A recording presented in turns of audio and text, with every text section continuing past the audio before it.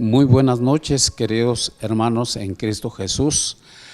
Es un privilegio estar de nuevo en este lugar para el estudio de la palabra del Señor. El día de hoy tenemos el tema ¿a quién se debe temer? De parte de Eclesía, Pastores Unidos de San Juan Zacatepeques. Vamos a tener palabras de oración y espero que también usted pueda orar conmigo. Nuestro Señor y Padre Celestial, muchas gracias por esta bendición, el leer y estudiar tu palabra. Asimismo, Señor, por nuestros hermanos que están en sintonía con este programa, muchas gracias. Tú les bendigas siempre, Señor, para estar en comunión contigo todo el tiempo. Muchas gracias, nuestro Padre, en el nombre de Jesús. Amén. Y amén. El estudio de hoy dice, ¿a quién se debe temer o a quién temeremos? Nuestro texto base está en el Evangelio de Mateo, en su capítulo 10 y versículo 28, que a la letra dice, y no temáis a los que matan el cuerpo, pero no pueden matar el alma. Más bien temed a aquel que puede perecer, que puede hacer perecer tanto el alma como el cuerpo en el infierno. Nos preguntamos por qué tenemos este tema de a quién se debe temer o a quién temeremos. En los primeros versículos de este capítulo 10 del Evangelio de Mateo, encontramos la misión de los 12 discípulos más cercanos a Cristo. Y él les hacía ver que el discipulado tiene un precio o un costo. Pero por eso Jesús les hablaba y les decía que ¿a quién se debe temer? Pues el texto dice que no debemos temer a los que matan el cuerpo, porque ellos no pueden matar el alma, pero más bien dice, temed a aquel que puede hacer perecer tanto el alma como el cuerpo en el infierno. Entonces, no debemos permitir que el miedo frene nuestra misión evangelística. Es sencillamente necesario que todas las verdades del Evangelio sean dadas a conocer. Ahora Jesús prosigue en su argumento y nos da una segunda razón por la que no debemos temer. Hay muchos temores, tanto grandes o en menor grado. El peligro en la evangelización consiste en sucumbir ante los relativamente pequeños por perder de vista los grandes. Lo que nos dará valor ante el temor a los hombres es tener los ojos bien puestos bien abiertos ante la realidad de Dios. Si lo que el hombre puede hacernos es temible, mucho más lo es lo que puede hacer nuestro Creador. Un buen ejemplo de este principio se ve en el profeta Elías. En el capítulo 16, versículos 31 al 33, encontramos que el rey, dominado por su esposa Jezabel, estaba en el proceso de eliminar de Israel el culto al Dios verdadero y poner en su lugar el culto a Baal. Y en el capítulo 19 del mismo libro primero de Reyes, y en su versículo 14 dice, el profeta Elías, él respondió: he sentido un vivo celo por Jehová, Dios de los ejércitos, porque los hijos de Israel han dejado tu pacto, han derribado tus altares y han matado a espada a tus profetas, y solo yo he quedado y me buscan para quitarme la vida. ¿Cómo se atrevió Elías a entrar a la corte del rey para llevar el mensaje de Dios? Desde luego no fue por una capacidad intrépida del profeta Elías, sino más bien se atrevió porque el temor de Dios estaba más vivo en él que su temor al rey. Así pues, en Primera de Reyes 17:1 dice su discurso al rey: vive el Señor, Dios de Israel, delante de quien estoy, que ciertamente no habrá rocío ni habrá lluvia en estos años. Elías se encontraba físicamente delante del rey, pero lo que más contaba para él era que se encontraba en espíritu con o delante del Señor. Su temor a Dios venció al temor al rey, y así debe ser nuestra evangelización. Hacemos bien en preguntarnos, pues, ¿a quién más debemos temer? ¿A los hombres o a Dios? Esta es la clara implicación de las palabras de Jesús: no permitiremos que el miedo de la persecución nos venza siempre que tengamos nuestra mirada puesta en el Señor. En el versículo 10-28 de Mateo nos habla del cuerpo y el alma, pero las palabras de Jesús son muy claras.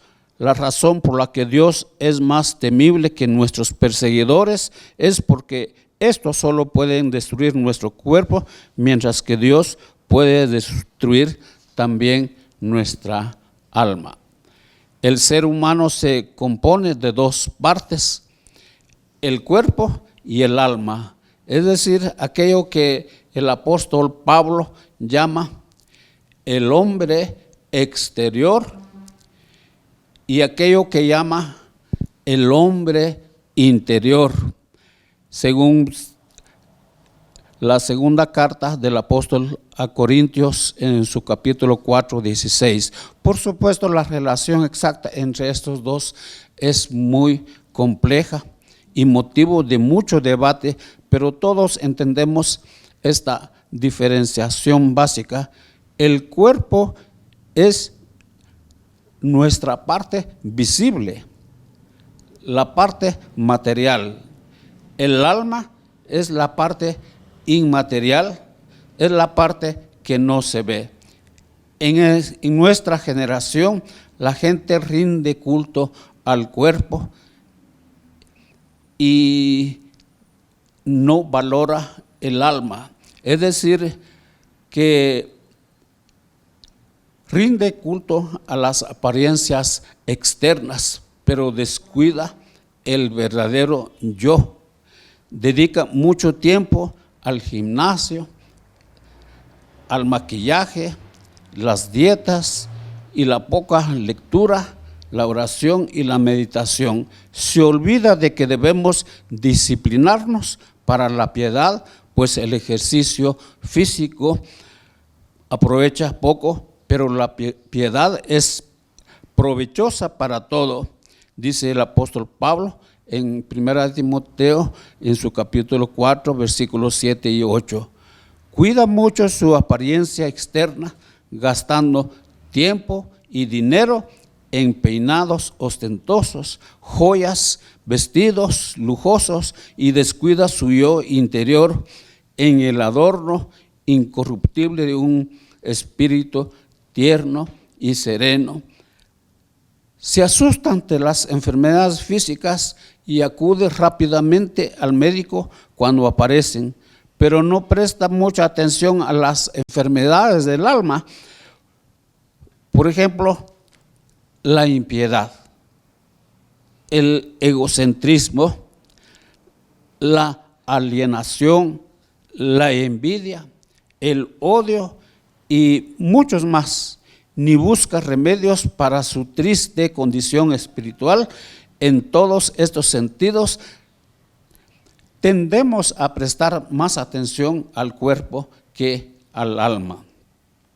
Ahora bien, si esta misma tendencia rige en nuestra evangelización, acabaremos cayendo en el error que Cristo intenta combatir en este versículo.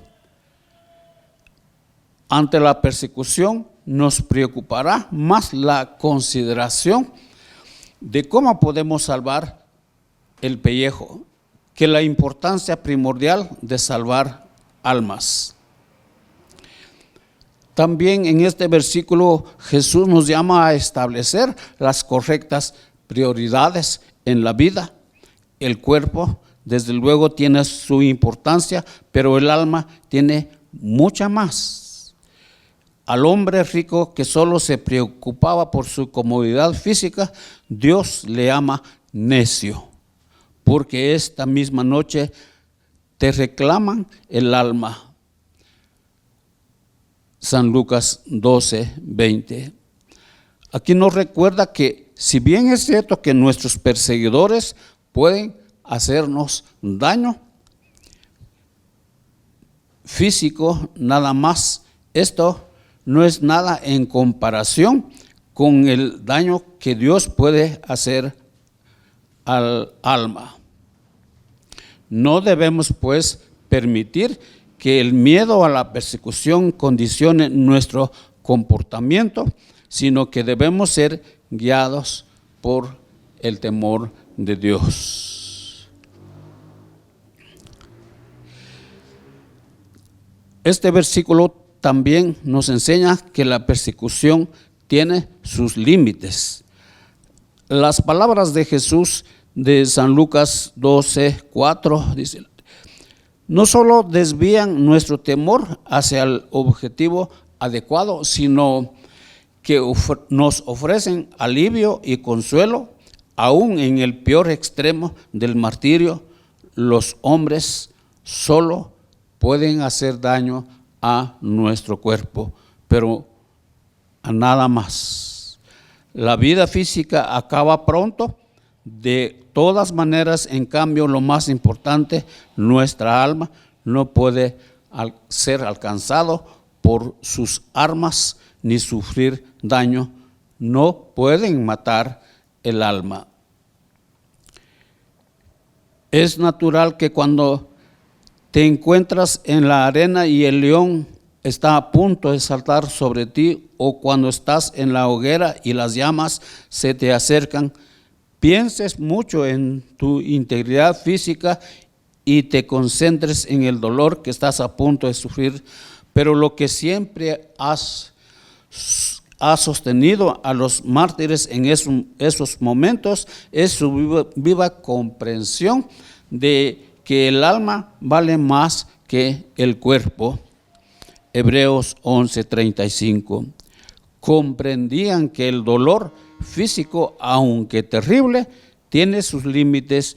Por un lado es temporal, por otro solo afecta al cuerpo, no al alma. La aflicción leve y pasajera no se puede comparar con el eterno peso de gloria, porque este sobrepasa toda comparación, nos dice el apóstol Pablo en 2 de Corintios 4:17. Lo temible del juicio de Dios se ve en que puede conducir a la condenación del infierno. Y ya hemos tenido ocasión de hablar de este término en torno a las palabras de Jesús en Mateo capítulo 5, versículos 22 a 30. Es una palabra que se encuentra casi exclusivamente en labios de Jesús mismo. Es su manera habitual de referirse al destino de los perdidos en el juicio final. La palabra infierno traduce el término griego gehenna, que deriva a su vez de la frase hebrea que significa valle de los Hinnom. Este valle al suroeste de Jerusalén era el lugar donde se adoraba al dios Moloch en tiempos de apostasía, sacrificándole niños, pasándolos por el fuego. Nos narra en 2 de Crónicas 28, versículos 3 y 33, 6, Jeremías 7, 31 y 32, 35.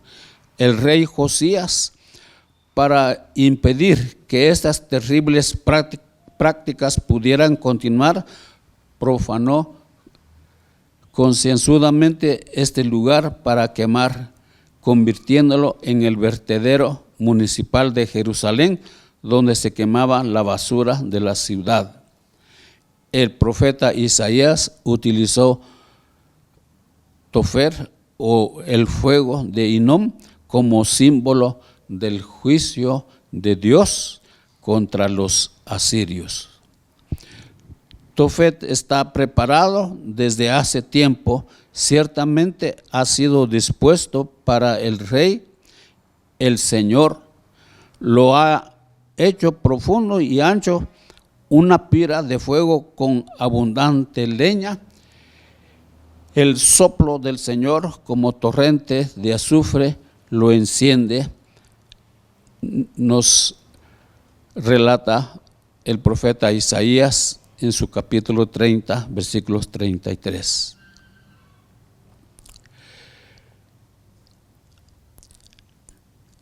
La destrucción del alma en el infierno, dice Jesús, Dios puede hacer perecer el cuerpo y el alma, toda la persona, el hombre entero. Esto, por cierto, sugiere el sufrimiento del infierno no es solo físico, sino también espiritualmente.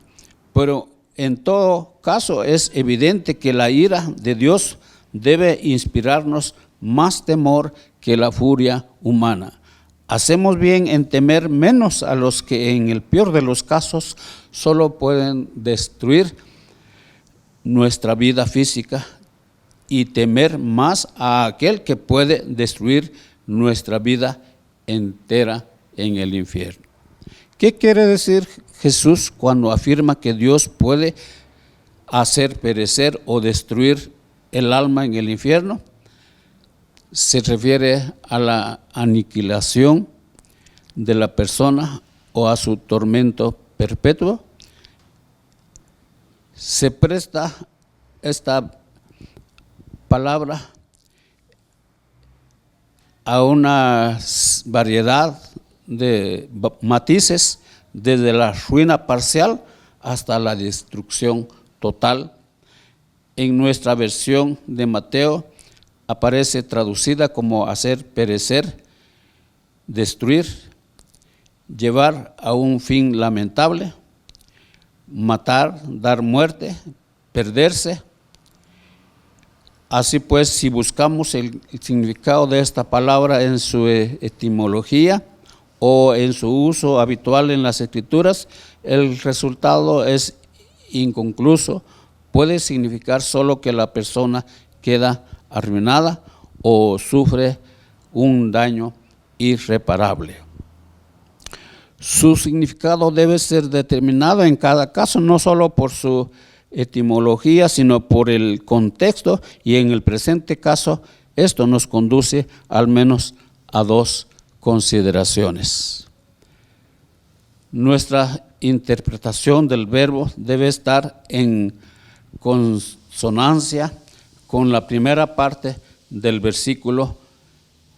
El argumento de Jesús va de menos a más.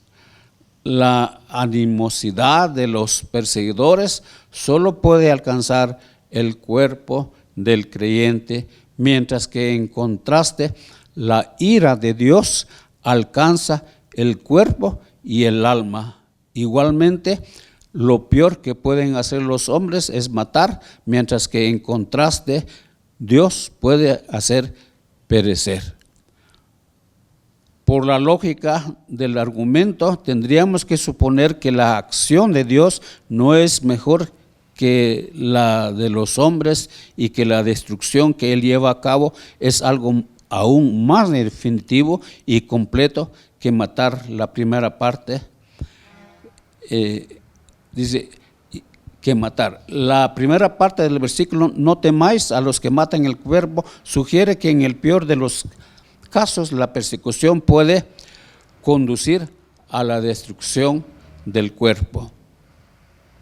Los mártires fueron devorados por leones o quemados en la hoguera, no podían ser enterrados, no quedaban restos de sus cuerpos. Si pues matar puede significar la destrucción total del cuerpo, no solamente su alma, cuanto más puede significar hacer perecer la destrucción total del alma. Por otro lado, esta acción divina se lleva a cabo en Gehenna, es decir, la destrucción en cuestión corresponde metafóricamente a lo que ocurre con la basura en el vertedero municipal. Cuando arrojamos basura en las llamas del vertedero, no es que para que se quede seriamente dañado o arruinado, sino para que se consuma del todo. El contexto, pues, nos inclina a pensar que el significado claro del texto es que la persona arrojada al infierno es consumida hasta ser destruida del todo. Solo cabe interpretarlo de otra manera en el caso de ser persuadido por otros pasajes bíblicos de que la destrucción del infierno no puede ser total. Y efectivamente la interpretación de cada comentarista suele depender de sus ideas escatológicas predeterminadas. Algunos se apresuran a decirnos enérgicamente que el verbo hacer perecer no puede significar aquí destruir o aniquilar en sentido absoluto, pero su misma premura sugiere que ven muy bien que el sentido natural de la palabra es efectivamente destruir. Desde luego, si puedes establecer de antemano que la Biblia enseña que el alma es inmortal, este verbo no puede significar aniquilar, o si entiendes, no puedes referirse a la destrucción total, pero sigue siendo curioso que aquellos que niegan la destrucción total logran hacer que el verbo destruir signifique todo lo contrario de destruir. Pero volvamos a cosas menos controvertidas. Lo más importante de nuestro versículo es que Jesús nos advierte que la extrema gravedad del juicio, entiéndase el verbo hacer perecer como se entienda, lo cierto es que todos los que descuidan el mensaje del Evangelio tendrán que afrontar la ira de Dios en el juicio final. Y el destino de los perdidos, esto no es otro sino el infierno, donde conocerán, sea cual sea el matiz que damos a esta frase, la destrucción de sus cuerpos y sus almas. Los discípulos, pues, deben aprender a temer correctamente. Deben contar el precio y ver si están dispuestos a soportar la persecución.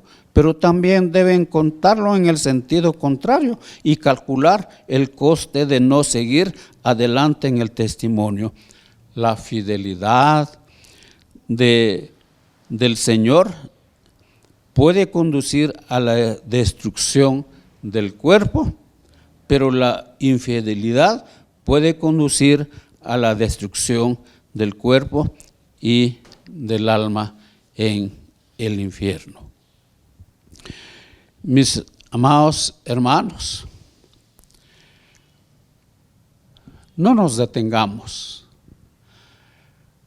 Cumplamos nuestra misión de decir las verdades de la palabra del Señor a las personas.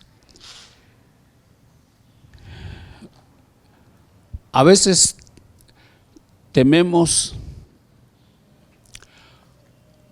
un maltrato,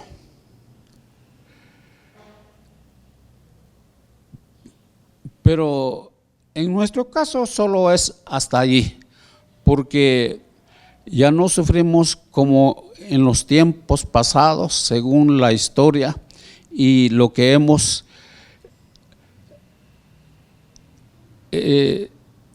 visto en esta enseñanza. ¿A quién debemos temer? Entonces, mis hermanos, comparado con los tiempos antiguos, nuestro sufrimiento casi es nada, hermanos. Entonces, prosigamos cumpliendo nuestra misión, la de compartir la palabra de Dios a las personas. Es una bendición, hermanos. Un día tendremos nosotros la bendición de oír: venid benditos de mi Padre, sobre poco has sido fiel y sobre mucho te pondré. Gracias por esta reflexión, hermanos. Vamos a dar gracias a Dios por los momentos que hemos tenido en esta reflexión. Dios y Padre, muchas gracias por el tiempo permitido para esta reflexión de tu palabra. ¿A quién debemos temer?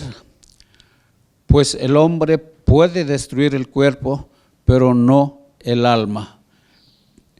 En cambio, si no hacemos tu voluntad, puede ser destruido nuestro cuerpo y también nuestra alma. Señor, ayuda a todos tus hijos, a todos tus siervos, ministros, que tienen, Señor, el privilegio de anunciar las verdades de nuestro Señor y Salvador Jesucristo.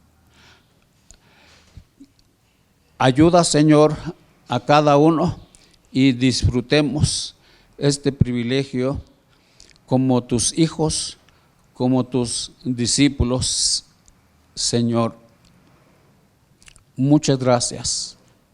Oramos a ti en el nombre de Jesucristo, aquel que dijo: todo lo que pidieres al Padre en mi nombre, yo lo daré, porque es el camino, es la verdad, es la vida. Nadie puede llegar a ti sino por la fe en nuestro Señor Jesucristo. Muchas gracias, nuestro Dios y Padre Celestial, en el nombre de Jesús. Amén y amén.